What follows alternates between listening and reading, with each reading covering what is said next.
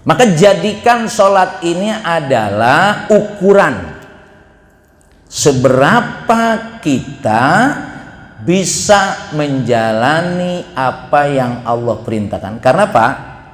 Nanti di dalam bab berjamaah ada kalimat orang yang tidak sholat berjamaah itu munafik, Pak. Ya, sholat juga tapi kita munafik juga, hanya karena meninggalkan sholat berjamaah. Nah, maka jamaah yang dimuliakan Allah Subhanahu wa taala, sholat juga dalam beberapa ayat dia tidak berdiri sendiri. Wal mutattaba'u li ayatil Qur'anil Karim yara annallaha subhanahu yadhkuru sholat wa yukrinuha bidzikri tarotan. Salah satunya, sholat itu tidak berdiri sendiri, dia dikaitkan dengan zikrullah.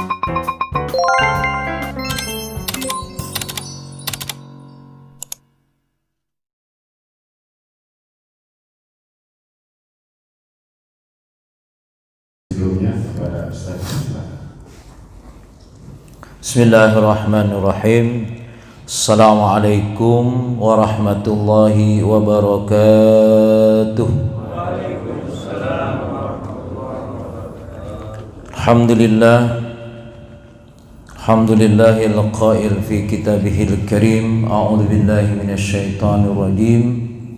Innamal mu'minuna alladzina idza dzukirallahu wajilat qulubuhum wa idza tuliyat 'alaihim ayatuhu zadatuhum imanan wa 'ala rabbihim yatawakkalun. Asyhadu an la ilaha illallah wahdahu la syarika lah wa asyhadu anna Muhammadan 'abduhu wa rasuluh. Allahumma shalli wa sallim wa barik 'ala sayyidina Muhammad wa ala alihi wa sahbihi ajma'in, amma ba'du. Alhamdulillah, jamaah yang dimuliakan Allah Subhanahu wa taala, kita bersyukur dari segala nikmat yang Allah limpahkan kepada kita. Nikmat yang Allah berikan kepada kita, kita nikmati, kita syukuri, hadir di tempat yang paling mulia ini. Salawat serta salam kita sampaikan kepada Nabi kita Muhammad sallallahu alaihi wasallam, Nabi yang menjadi uswah kita dalam menjalani hidup dan kehidupan ini. Jamaah yang dimuliakan Allah Subhanahu wa taala, pada beberapa pertemuan sebelumnya kita sudah menjelaskan tentang wudu dan hubungan wudu dengan masjid. Kita lanjutkan bahwa wudu itu kaitannya langsung dengan as-shalah. Salat yang setiap hari kita lakukan, dan salat ini adalah posisinya dalam seluruh ibadah adalah posisi yang paling utama. Syariat banyak memerintahkan kepada kita untuk melakukan apa yang Allah perintahkan, tapi sholat ini adalah posisinya adalah manzilatun la ta'diluha manzilata ayyati ibadatin ukhra, bahwa sholat ini di dalam Islam kedudukannya adalah tidak bisa dibandingkan dengan ibadah-ibadah yang lain. Fahiya imaduddin alladzi la yaqumu illa bihi. Posisi salat yaitu tiang agama, dan tidak mungkin agama itu berdiri tanpa melakukan ibadah sholat. Maka Rasul menyatakan, al-ahdul ladzi bainana wa bainahum as-shalah. Perjanjian antara kita dengan Allah itu adalah sholat, sampai dikatakan paman tarokaha faqad kafaro. Siapa yang meninggalkan sholat itu sampai dikatakan dia kafir. Kafir di sini pengertiannya adalah mengingkari perjanjian. Perjanjiannya dengan siapa? Dengan Allah Subhanahu wa ta'ala. Maka Rasul menyatakan ra'sul amri al-Islam wa amuduhu as-salah wa darwatu sanamihi al-jihadu fi sabilillah. Bahwa pokok dalam segala urusan ini adalah Islam. Jadi kan sebetulnya makhluk atau kita manusia ini hakikatnya semua harus berislam, harus menjadi Islam. Karena ketika di alam ruh kita ditanya, alastu bi rabbikum, bala syahidna. Kita sudah berjanji dengan Allah bahwa Allah itu Rabb kita dan kita melakukan mentaati apa yang Allah perintahkan. Tapi faktanya ternyata tidak seperti itu. Maka yang menjadi pokok dalam segala urusan yaitu adalah Islam. Dan tiangnya Islam itu adalah sholat. Tetapi sudah tentu sholat tidak berdiri sendiri dalam rangka mewujudkan kesempurnaan hidup ini. Mari katakan wa darwatu sanamihi al jihad fi sabilillah. Sedangkan ujung tombak daripada Islam itu sendiri sebetulnya al jihad fi sabilillah. Sholat itu kan bagian yang paling pokok, tapi dia tidak berdiri sendiri. Maka ada satu nilai yang lebih dari itu adalah jihad. Maka dalam pembahasan sebelumnya kaitannya berangkatnya dari rumah menuju masjid setelah kita berwudu, wadalikumur ribat, wadalikumur ribat, wadalikumur ribat. Bahwa perjalanan dari rumah ke masjidnya sebetulnya berat atau enggak? Berat ya. Maka beratnya itu berarti harus ada kesungguhan. Itulah yang disebut dengan jihad. Di jalan ini sudah banyak macet karena antara kendaraan dengan jalan tidak seimbang. Beda dengan masjid. Masjidnya tambah banyak, pengguna masjidnya tidak sebanyak. Makanya nggak pernah di masjid ini macet. Macetnya paling seminggu sekali hari Jumat.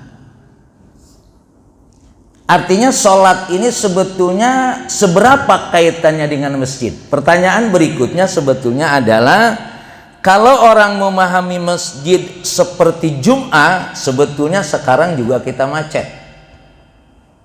Cuma kita belum bisa menjadikan masjid ini erat kaitannya dengan sholat. Karena memang secara hukum sholat boleh di mana saja. Sehingga fungsi masjid ini belum dimanfaatkan secara maksimal. Padahal bicara sholat itu sebenarnya bicara apa? Ketika kita ngomongin sholat artinya ngomongin apa? Masjid sebetulnya, tidak terlepas ya. Ketika kita bicara sholat adalah bicara masjid. Sebagaimana dalam pembahasan wudhu, ketika bicara wudhu sebetulnya bicara masjid. Jadi tidak terputus sebetulnya. Nah sekarang ini antara wudhu, sholat dan masjid masih terputus. Karena mestinya tadi erat kaitannya wudhu, sholat dan masjid. Wahia awwalu ma aujaballahu ta'ala fil ibadah. Tawalla ijabaha bi mukhatabati Rasulillahi Lailatul Mi'raj fi ghairi wasithah. Dalam beberapa kesempatan sudah dijelaskan ketika pembahasan hadis kaitannya dengan perintah sholat, bahwa sholat ini adalah aula ma aujaballahu ta'ala fil ibadah. Dia adalah amalan yang diwajibkan oleh Allah adalah pada pertama kalinya sholat. Sholat dengan puasa duluan mana? Hah? Ya, nanti dicari lagi dah. Ya. Tawalla ijabuha bi mukhatabati Rasul Lailatul Mi'raj. Sholat ini diperintahkannya, diwajibkannya ketika Mi'raj min ghairi wasithah. Perintahnya tidak melalui malaikat Jibril dulu, langsung kepada Rasulullah. Perintah syariat itu dari Allah biasanya melalui malaikat Jibril, lalu disampaikan kepada Rasulullah yang disebut dengan wahyu. Tapi untuk sholat bi ghairi wasithah, langsung dari Allah diperintahkan kepada Rasulullah ketika Mi'raj. Artinya perintah ini sangat istimewa. Ya. Perintah ini sangat istimewa. Qala Anas, furidatis shalah ala Nabi sallallahu alaihi wasallam Lailatul Isra bihi khamsin. Awalnya memang sholat ini diperintahkannya adalah 50 waktu.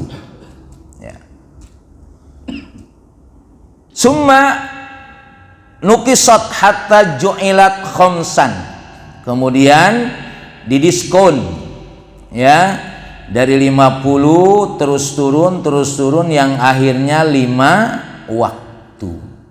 Sampai akhir dari apa yang terjadi menjadi 5 waktu. Summa nudiya ya Muhammad innahu la yubaddalal qawla layya wa inna laka bihadhil khamsin.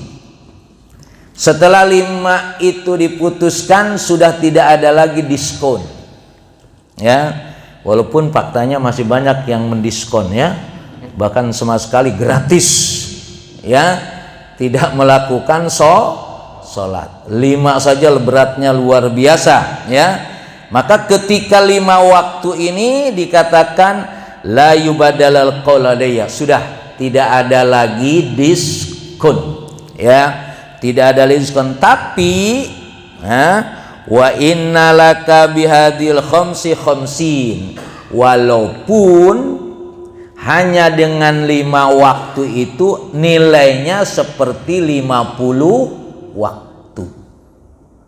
Secara umum jamaah yang dimuliakan Allah Subhanahu wa taala, bahwa ketika kita melakukan kebaikan itu balasannya 10 kali lipat.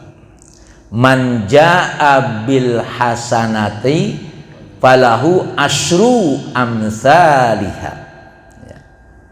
Siapa yang melakukan kebaikan itu balasannya 10 kali lipat. Secara umum, walaupun dalam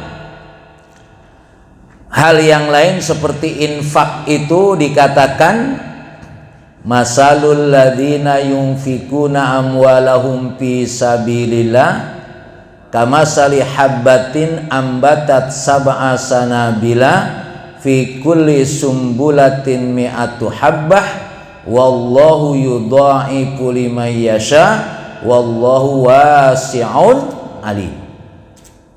Dibalasnya tidak 10 tapi 700, bahkan berlipat-lipat. Pertanyaannya, ketika kita melakukan kebaikan, kita mau dibalasnya banyak apa sedikit? sudah tentu banyak. Dalam sholat juga sama. Sholat berjamaah itu sholatul jamaati afdolu min sholatil fadhi bisab'in wa isrina darajah. Sholat berjamaah lebih baik daripada sholat sendirian. Tapi banyak sholat sendiri atau banyak berjamaah? Nah, ini menjadi pertanyaan juga. Kalau kita ingin tambahan banyak, maka melakukannya berjamaah. Ini kalau orang Pinus semua sholat ke sini penuh nggak nih masjid nih? Penuh ya? Ya, nanti panitia bingung juga kalau kepenuhan kali ya. Ya.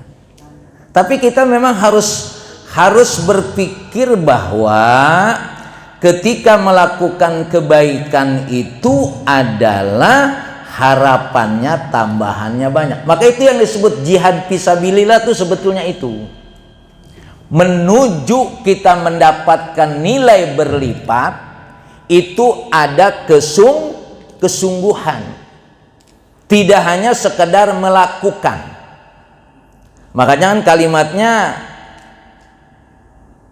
dalam hidup ini ada ujian yang kita diujikan oleh Allah, adanya kematian dan kehidupan. Tabarakalladzi biyadihil mulku wa huwa ala kulli syai'in qadir alladzi khalaqal mauta wal hayata liyabluwakum ayyukum ahsanu amala. Kita hidup ini untuk menghadapi kematian, ada ujian. Ujiannya apa? Liyabluwakum ahsanu amala, amalan yang terbaik, bukan sekedar melakukan. Ya, bukan sekedar berbuat, tapi ahsan, terbaik. Sekarang kalau bicara sholat yang terbaik seperti apa kita melakukannya? Berarti di masjid berjamaah. Itu ahsanul amal. Boleh nggak sholat sendirian? Boleh. Itu baru baik. Boleh nggak sholat duhur jam 2:30? Boleh. Ya. Kalau dalam bahasa Inggris tuh ada good, better, the best. Sebetulnya yang dituntut oleh Allah kepada kita itu ahsan. Ahsan itu mana? The best. Bukan sekedar sholat, tapi harus melakukan sholat yang terbaik. Sholat yang terbaik yaitu, makanya kita bangun masjid, kita siapkan imamnya dengan suara yang enak. Ya, kenapa? Karena suara kita kurang enak. Ya, Bapak dengar suara sendiri sebetulnya enak apa enggak? Buat sendiri aja dulu dah, buat sendiri. Ya, nah, coba sekali-kali nanti sholat di rumah, direkam suaranya gitu ya. Enak enggak suaranya? Kalau kata Bapak enggak enak, cari yang enak suaranya. Ya, dalam rangka ahsan tadi. Ya. Jadi sholat jangan dipahami hanya sekedar sholat, tapi dia adalah juga bagian dari sholat yang terbaik. Begitu sholat yang terbaik, apa kata Rasulullah? Wahia awwalu ma yuhasabu bihil alaihil abad. Sholat ini adalah amalan nanti yang pertama kali akan dihisab. Kita sholat, kita puasa, kita haji, kita infak, kita sodako, ya, kita berbuat baik sesuai dengan profesinya, kita menolong orang lain dan lain sebagainya. Tapi amalan yang akan pertama kali dihisab adalah sholat. Apa kata Rasulullah? Awwalu ma yuhasabu alaihi al-abdu yaumal qiyamah as-shalah. Fa in saluhat saluha sairu amalihi wa in fasadat fasada sairu amalihi. Pertama kali yang akan dihisab oleh Allah di hari kiamat yaitu tentang sholatnya. Fa in saluhat saluha sairu amalihi. Kalau sholatnya itu benar, berarti hajinya benar, puasanya benar, dan seluruh amalan yang lainnya itu berarti soleh. Tapi wa in fasadat fasada sairu amalihi.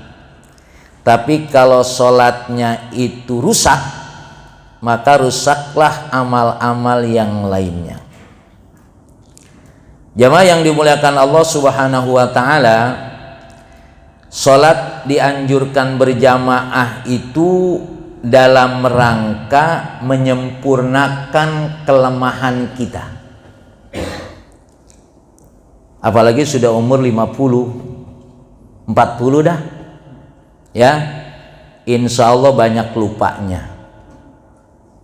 Jadi kalau bapak sudah umur 50 sholat sendirian itu sebetulnya nekat.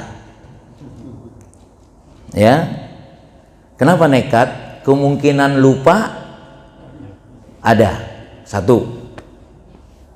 Kedua, kalau kita sholat sendirian di rumah, bonusnya nggak jelas.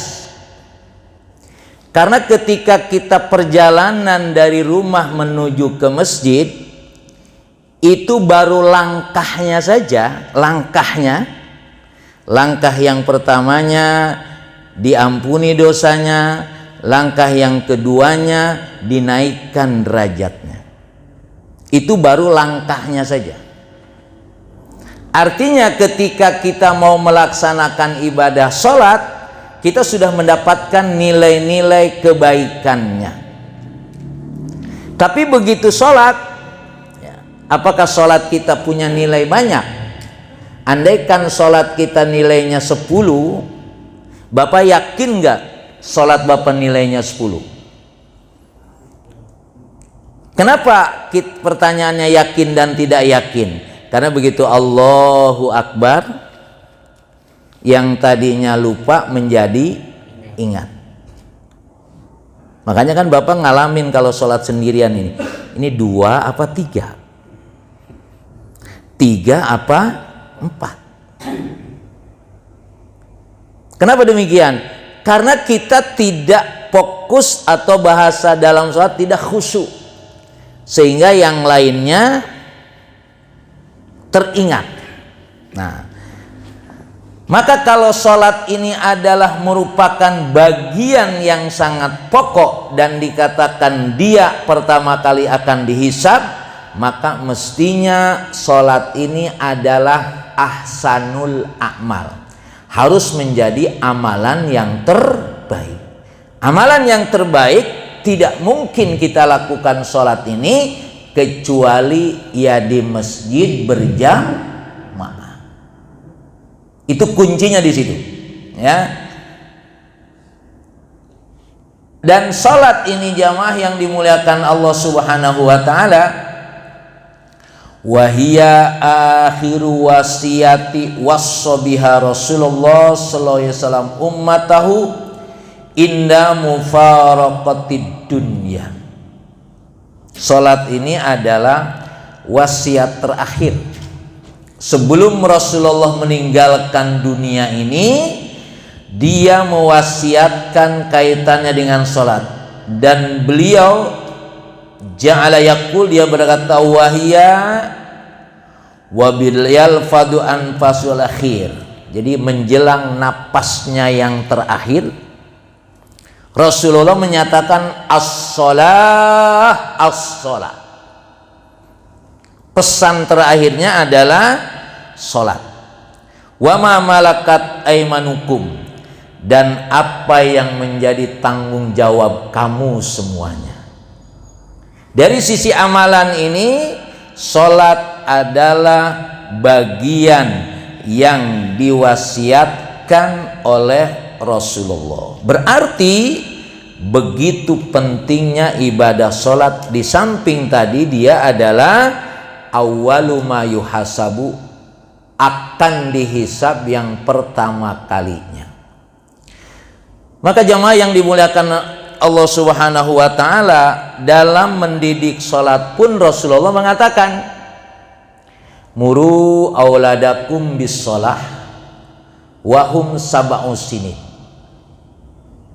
wadribuhum wahum ashrus sinin.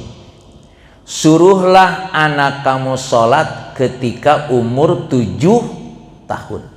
Ini proses pendidikan untuk sholat. Puasa tidak ada. Makanya di TK itu ada manasik haji, nggak nyambung sebetulnya. Ya nggak nyambung, dalam pengertian prosesnya tuh nggak nyambung. Ya, yang ada perintah secara konkret, secara dalil itu adalah suruhlah anak kamu sholat ketika umur 7 tahun. Ketika kita nyuruh anak kita sholat umur 7 tahun, anak kita udah bisa sholat belum umur 7 tahun? Udah belum, Pak?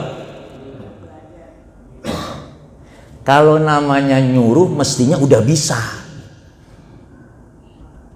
Ya, proses belajarnya berarti sebelum 7 tahun. Jadi ketika kita punya anak 7 tahun, itu mestinya sudah bisa sholat. Bisa sholat itu berarti apa? Wudunya, ya, berarti syarat dan rukunnya sudah bisa. Itu dari sisi ilmunya. Pertanyaannya, ketika umur 7 tahun kita perintahkan anak suruh sholat, anak kita sholat atau tidak? Bisa sholat, bisa tidak. Yang jelas tugasnya muru, memerintahkan. Sampai kapan? Sampai umur 10 tahun. Kalau umur 10 tahun dia tidak mau sholat, dalam hadisnya wadribu, pukul. Nah, kalimat pukul ini sudah tentu bukan nyari bambu, bukan. Artinya harus lebih strength lagi.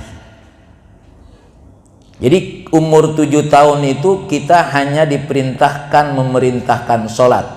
Sholat, alhamdulillah. Enggak sholat, alhamdulillah, enggak apa-apa, jangan dipaksa. Kapan kita maksanya? Setelah umur 10 tahun. Ini anak bapak di rumah nih, nanti yang kecil, yang umur SD lah, umur 7 tahun SD ya. Sholat subuhnya jam berapa? Jam berapa, Pak? Jam berapa dia bangun suruh sholat sudah? Ya, jam berapa dia bangun suruh sholat? Jadi pengalaman anak saya begitu, bangun mungkin dia jam 5, setengah 6, tapi subuh dibangunin. Kalau anak bapak subuh dibangunin, bangun nggak? Insya Allah enggak, ya kan? Bapak mau pergi ke masjid nih, ya, bapak bangunin, bangun nggak? Insya Allah enggak. Tapi dia nanti punya rekaman dulu sering dibangunkan. Ini pengalaman saya dulu, ya. Jadi dulu di rumah saya itu, kakek saya itu kalau mau ke masjid lewat rumah saya. Dan kalau mau ke masjid dia mesti pukul jendela itu di luar, dia gebuk. Subuh bangun. Kalau saya belum bersuara, belum berhenti tuh. Padahal begitu subuh, ya berhenti. Tapi saya tidur lagi. Hari ini saya masih ingat, Pak. Ya, hari ini saya masih ingat. Dulu saya sering dibangunkan oleh kakek saya. Karena kalau orang tua saya itu, waktu itu orang tua saya itu supir, jadi jam 2 udah pergi. Pokoknya kasarnya nggak ngurusin anaknya dah. Ya, akhirnya saya diurusin oleh kakek saya. Begitu saya ingat betul. Ya, dibangunin. Kalau ada suara, ya, baru jendela sudah tidak dipukul lagi. Hari ini saya masih ingat, Pak. Ya, Jadi jangan ceritanya jangan dibalik, Pak. Alhamdulillah bapak saya sering ke masjid tapi enggak pernah bangunin saya. Ya kan? Tapi kalau kita sudah membangunkan dan tidak bangun, itu tidak ada masalah. Seperti yang saya pengalaman seperti itu. Enggak bangun saya. Ya sudah, tidur lagi. Karena tadi tugasnya apa? Memerintahkan. Ketika umur 7 tahun. Dan begitu berikutnya.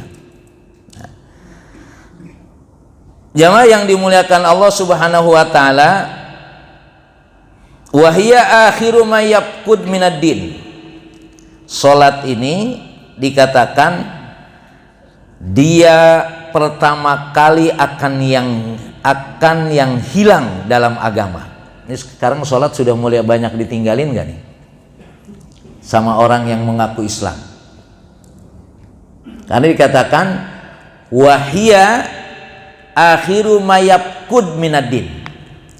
Salat ini adalah akan ditinggalkan oleh banyak orang ya pada akhiran, karena sebelumnya ada yang hilang. Apa itu yang hilang? Fa in doat doadin kulluh. Maka kalau salatnya sudah tidak ada, berarti nilai agama tidak ada. Atau dikatakan kalau salat nggak ada, berarti agama sudah hilang. Tapi alhamdulillah ya, masih banyak yang sholat, masih banyak yang berjamaah. Tapi pertanyaannya tadi, antara yang sholat dan yang berjamaah dengan yang tidak, banyakan mana? Nah, ini harus menjadi harus menjadi keprihatinan kita.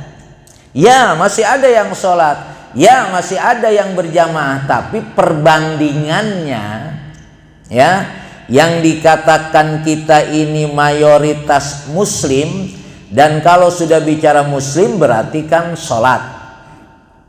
Tapi perbandingannya antara yang sholat berjamaah dengan yang tidak berjamaah, bahkan mungkin ada yang tidak sholat.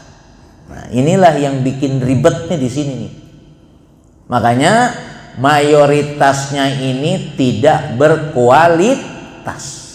Ada istilah begitu ya, kita memang mayoritas tapi tidak berkualitas. Apa buktinya? Ya seperti ini. Dari sisi sholat saja kita tidak menunjukkan kualitasnya, karena kualitas sholat itu apa tadi? Berjamaah dan di masjid. Rasul menyatakan, latan kudanna ural Islam urwatan fakullama intaqadat urwatu tasabbasan nas billati taliha fa'awwaluhuna naqdun al-hukmu wa akhiruhuna as-shalah. Bahwa tali Islam ini, kekuatan Islam ini nanti akan putus sedikit demi sedikit, urwatan. Maka kalau sudah putus yang satu, akan berpegang kepada yang lainnya. Apa yang paling pertama putus, Pak, dalam kehidupan umat ini? Fa'awwaluhuna naqdun al-hukmu. Yang pertama kali akan hilang itu adalah hukum. Orang susah sekali sekarang tahu sih ini halal, ini haram. Tapi bisa jadi seperti tidak berlaku hukum tadi. Maka ada penyebab utama. Kenapa orang seringkali susah? Bukan tidak tahu, tapi susah melakukan ini yang benar, ini yang salah. Ternyata wasiat Rasulullah kepada Ali sumbernya itu adalah karena memakan barang yang subuhat. Makanya koruptor itu diingetinnya gampang apa susah? Koruptor susah ya, dia merasa asik saja. Bahkan udah korupsi aja bilang buktikan kalau saya korupsi. Masya Allah. Karena cara berpikirnya sudah berubah. Jadi ketika makanan masuk ke dalam tubuh kita, itu ada pengaruh dari sisi sikap. Termasuk kata Rasulullah wasiatnya kepada Ali, kalau orang sudah makan barang yang subuhat saja, sulit sekali membedakan mana yang hak, mana yang batil. Sulit itu bukan berarti tidak tahu. Ini tahu halal, ini tahu haram, tapi yang diambil yang haram. Nah, yang harum. Ya, yang diambil yang harum. Makanya awwaluhuma naqdan al-hukmu. Nah, kalau sudah mulai hukum sudah tidak lagi diperdulikan, wa akhiruhuna as-shalah. Akhirnya salat tidak punya nilai. Dia sholat juga, ya, tapi maksiat juga, ya. Kalau dulu ada istilah sekarang pun STMJ, sholat terus, maksiat jalan terus. Pertanyaannya yang salah di mananya? Kenapa dia sholat juga tapi maksiat juga? Salahnya di mananya? Ya di sholatnya. Karena sholat itu kalau benar tanha anil fahsya wal munkar. Tapi bukan berarti begini, ya kalau gitu daripada gua maksiat juga sholat juga, mending gak usah sholat. Sudah tentu tidak begitu rumusnya. Justru kita sudah sholat tapi juga masih melakukan yang dilarang oleh Allah, kita harus introspeksi sholat kita. Makanya saya nggak bisa menjamin kalau sholatnya nggak berjamaah, saya nggak bisa jamin tuh. Kalau nggak berjamaah, ya, karena tadi kalau berjamaah, ya, kalau orang tidak sholat berjamaah, bapak sholat tidak berjamaah, sering nggak ala waktiha? Kecil kemungkinan. Dan kalau sholat tidak berjamaah, mungkin nggak qobliyah ba'diyah, agak kecil, agak berat. Makanya kesempurnaannya dalam beramal ini tidak ada, sehingga tadi sholat tidak bisa menjadi tanha anil fahsya wal munkar. Orang yang sering haji, ya, dulu tapi, ya, yang sering umroh, ya, sebetulnya amalan yang paling banyaknya umrohnya atau sholatnya? Tetap sholatnya kan? Haji 42 hari atau 40 hari, hajinya berapa hari? Cuma seminggu. Yang paling pokoknya apa? Sholatnya sebetulnya tetap. Nah, kalau sholatnya tadi tidak maksimal, sama juga. Ada nggak orang yang pergi haji itu sholatnya di hotel, nggak ke masjid? Ada nggak? Jauh-jauh, nah, ya, jauh-jauh sholatnya cuma di hotel. Kenapa demikian? Nah tadi, ya, makanya sama seperti kita sekarang di rumah ini. Ya, kenapa kita tidak sholat ke masjid? Kira-kira Pak, ketika Bapak tidak sholat ke masjid, alasannya apa? Siapa yang bisa jawab? Yang bantu jawab nih. Ketika Bapak sholat, kalau Ibu jelas di rumah. Ketika Bapak sholat tidak ke masjid, apa alasannya? Males. Nah, yang jelas alasannya banyak, ya. Males, panas. Ya. Ini yang saya katakan tadi, justru inilah perlu jihad di sini. Ada kesungguhan. Jadi kita harus bisa menikmati sholat itu memang dalam rangka mendidik diri jihad. Bentuk jihadnya apa?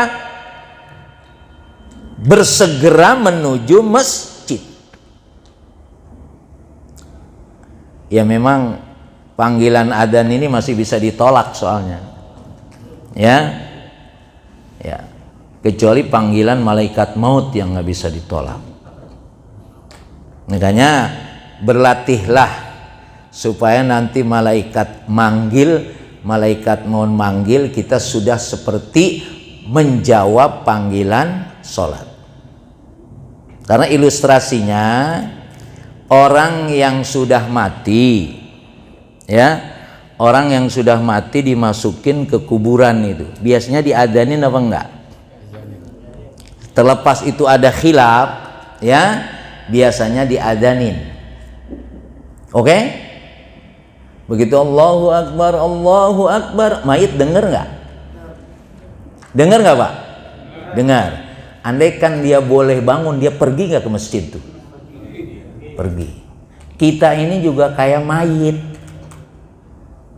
Kalau dipanggil adzan tidak bersegera ke masjid. Jadi kita masih hidup tapi seperti orang sudah mati. Jadi itu aja alasannya. Kalau soal alasan capek, sibuk, emang ini yang menjadi penyebabnya. Ya.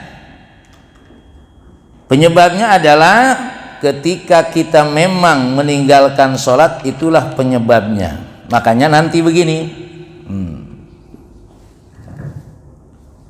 Man hafadha 'alaiha kanat lahu nuran wa burhanan wa najatan yaumal qiyamah. Wa man lam yuhaffidh 'alaiha lam takun lahu nuran wala burhanan wala najatan wa kana yaumul qiyamah ma'a Qarun wa Fir'aun wa Haman wa Ubay bin Khalaf. Orang yang menjaga sholat itu dia nanti akan mendapatkan cahaya dan keselamatan di hari kiamat. Tapi kalau dia tidak menjaga sholatnya, dia tidak akan mendapatkan cahaya dan tidak akan selamat. Di hari kiamatnya itu nanti dia bersama Qarun.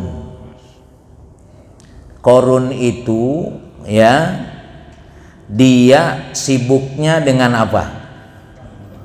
Dengan harta. Jadi kita ini sebetulnya tidak bersegera menjawab panggilan adzan karena sibuk lagi ngurusin harta. Jadi mental Qarun masih ada. Ya, mental Qarun. Yang jadi masalah nyari hartanya rajin, utangnya banyak. Kan nggak nyambung nih. Ya. Dipanggil oleh Allah, hayya 'alas shalah, lagi sibuk ngurusin harta. Lagi sibuk nyari dunia, tapi nyari dunia malah utangnya banyak. Wa Fir'aun. Kenapa diilustrasikan dengan Fir'aun? Fir'aun itu penguasa, sibuk ngurusin kekuasaannya. Ini kita punya tetangga wakil wali kota, pernah nggak sholat subuh kemari? Saya belum pernah ketemu ini. Keliling masjid ini Nabawi itu belum pernah ketemu sama pejabat gitu yang lagi aktif maksud saya. Sholat subuh. Ya, sholat subuh maksud saya. Di masjid dekat rumahnya kali ya. Dulu zamannya Zakaria Mahmud almarhum itu ada subling subuh keliling ada dulu. Alhamdulillah jam 3 masjid udah rame. Padahal wali kotanya belum nyampe waktu itu. Saya ingat betul dulu di Masjid Al-Ittihad, masjid saya nih Pak. Saya ditugaskan jadi imam. Kebetulan wali kota jam 3:30 sudah nyampe. Masjid sudah penuh, tapi saya di rumah aja. Disusulin sama panitia, Ustadz, Pak Wali Kota udah datang. Saya bilang, emang subuh dimajuin ada wali kota? Tapi saya melihat secara positif, kalau pejabat ke masjid, ternyata anak buahnya nyampe. Aku kira SP. Iya, maksud saya artinya kalau pejabat itu betul juga melakukan, kan pahalanya banyak. Kalau ketua DKM enggak, Pak. Ketua DKM nggak laku suratnya. Aku. Ya, makanya kalau wali kota gitu kan mengeluarkan surat gitu kan, seluruhnya supaya di sini siapa misalkan yang pejabat kantor wali kota, ya nanti yang nilainya adalah ketua DKM tanda tangan, bisa nggak tuh? Bisa. Tapi memang cara berpikir menunjuk kebaikan tuh nggak gampang kecuali dibimbing oleh Allah. Maka sekarang kita, terlepas dari kita bukan pejabat, kenapa kita tidak mudah datang ke masjid? Dengan segala kesibukannya tadi. Karena memang kita bisa jadi tidak dibimbing oleh Allah. Ngaku aja dah kita, terlalu lemah memang kita. Maka jadikan sholat ini adalah ukuran seberapa kita bisa menjalani apa yang Allah perintahkan. Karena Pak, nanti di dalam bab berjamaah ada kalimat orang yang tidak sholat berjamaah itu munafik, Pak. Ya, sholat juga tapi kita munafik juga. Hanya karena meninggalkan sholat berjamaah. Nah, maka jamaah yang dimuliakan Allah Subhanahu wa ta'ala, sholat juga dalam beberapa ayat dia tidak berdiri sendiri. Wal mutattaba'u li ayatil Qur'anil Karim yara annallaha subhanahu yadhkuru sholat wa yukrinuha bidzikri tarotan. Salah satunya, salat itu tidak berdiri sendiri, dia dikaitkan dengan zikrullah. Dia dikaitkan dengan zikrullah. Di antaranya, inna sholata tanha anil fahsya'i wal munkar waladikrullahi akbar. Ya. Atau ayat yang lain yang lebih kaitannya dengan sholat itu adalah urusan hubungan manusia dengan Allah, tapi tidak terlepas sholat itu hubungan manusia dengan manusia. Apa itu? Wa aqimus sholata wa atuz zakah. Dirikanlah sholat dan tunaikan zakat. Ada yang berpendapat pengertian zakat ini adalah membersihkan harta. Jadi sebetulnya ketika kita sholat itu tidak lepas hubungan kita dengan manusia lain, yaitu bersedekah atau infak. Karena ada enggak orang yang rajin sholat tapi meditnya sampai ubun-ubun? Sholatnya rajin tapi pelitnya kencang juga. Nah, berarti sholat ini tidak bisa berdiri sendiri. Makanya aqimus sholah wa atuz zakah. Jadi hubungan manusia dengan Allah vertikal dan hubungan manusia dengan manusia. Yang terakhir, sholat jamaah ini kan sebetulnya supaya kita lebih dekat satu dengan yang lain. Betul? Ada ta'liful qulub. Tapi ini juga belum bisa dibuktikan, Pak. Karena ada yang orang sholat, assalamualaikum, assalamualaikum, Allahumma lantas kabur. Justru yang bisa mengikat hati kita nih kayak begini nih, pada posisi taklim, apalagi habis taklim makan bersama, itu yang nyambung hati kita itu. Tapi kalau sholat saya belum melihat, ya, walaupun sebetulnya hikmah sholat berjamaah itu mestinya ada kebersamaan, ada tali kekeluargaan. Tapi masih agak jauh dibandingkan habis sholat berjamaah lalu kita taklim seperti ini, habis itu makan bersama. Ini yang nyambung di sini. Makanya tidak cukup untuk takliful qulub hanya berjamaah, belum cukup. Apalagi maaf sebagian kalau kita biasa ya, kalau assalamualaikum kita salaman itu biasa. Ada yang kagak demen. Ada nggak? Ada. Bagaimana kita mau nyambung hati, fisiknya aja nggak mau nyambung. Nah ini ya.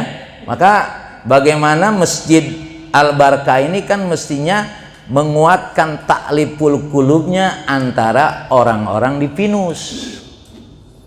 Kalau di luar Pinus sih dia datang besok pergi lagi. Sehingga ketika ada yang sakit, tahu siapa nih. Kita tahu sakit, saudara kita sakit, tetangga kita sakit kapan, Pak? Kalau nggak ketemu di masjid, karena kantornya beda, ya kan? Nggak akan pernah ketemu kalau tidak ada masjid. Si fulan mana? Kita bertanyanya ketika di masjid. Maka teman-teman yang di Pinus yang saya sering bilang, ya, yang belum ke masjid ya supaya datang ke masjid, nanti ketahuan. Jangan-jangan udah matinya nggak ketahuan juga. Ya karena nggak pernah ketemu. Padahal ujung kehidupan kita ini yang minta tolong kita kepada orang lain kapan? Waktu mati. Kalau waktu mati kan kita sudah tidak bisa nambah pahala, Pak ya. Dosa kita banyak, mati. Yang nolongin kita siapa? Nih Pak, dosa kita banyak. Dosa saya nih banyak. Gampangnya biar kalau kita kebanyakan. Dosa saya banyak. Terus saya mati, bisa nggak nambah pahala? Udah mati nggak bisa udah. Dari mana kita dapat? Dari yang hidup. Apa kata yang hidup? Allahumma gfirlahu warhamhu wa'afihi wa'fu anhu wadkhilil jannah. Ya Allah, ampuni dosa saudara saya ini, masukin dia ke dalam surga. Yang nolong siapa? Yang hidup.